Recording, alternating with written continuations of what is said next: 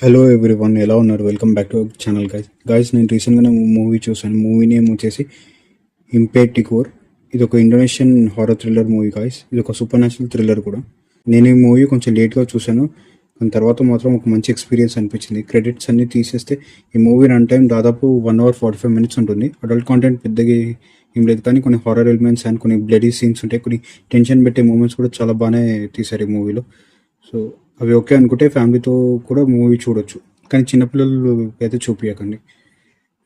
సింపుల్గా story plot ఏంటంటే, ఈ మూవీలో ఒక అమ్మాయి తన పాస్ట్ గురించి తెలుసుకోవడానికి ఒక రిమోట్ విలేజ్కి వెళ్తుంది. అక్కడికి వెళ్ళిన తర్వాత ఆ గ్రామంలో ఉన్న డార్క్ సీక్రెట్స్, కర్స్, ఇంకా మిస్టీరియస్ డెత్ల గురించి తెలుసుకుంటుంది. ఆ గ్రామంలో ప్రతి ఒక్కరికి ఏదో ఒక సీక్రెట్ ఉంటుంది.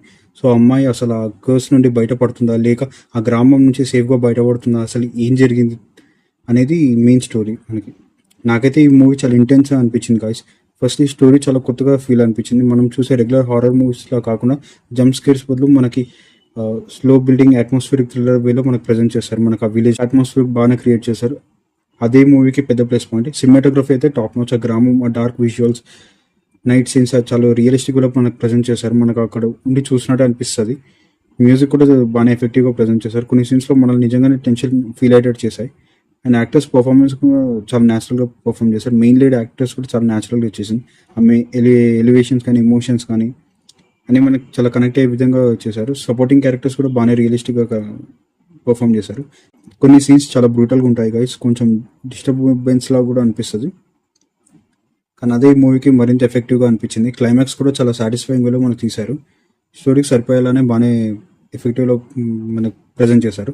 ఓవరాల్గా నా సైడ్ నుంచి రికమెండెడ్ అయితే 75% గాయస్. మీరు ఒక డిఫరెంట్ హారర్ మూవీ చూడాలనుకుంటే ఈ మూవీ డెఫినెట్గా ట్రై చేయండి గాయస్. ఇది మనకి అమెజాన్ ప్రైమ్, యాపిల్ టీవీ అన్నిట్లో స్ట్రీమింగ్ అవుతుంది guys, with Indonesian original language, with English sub titles.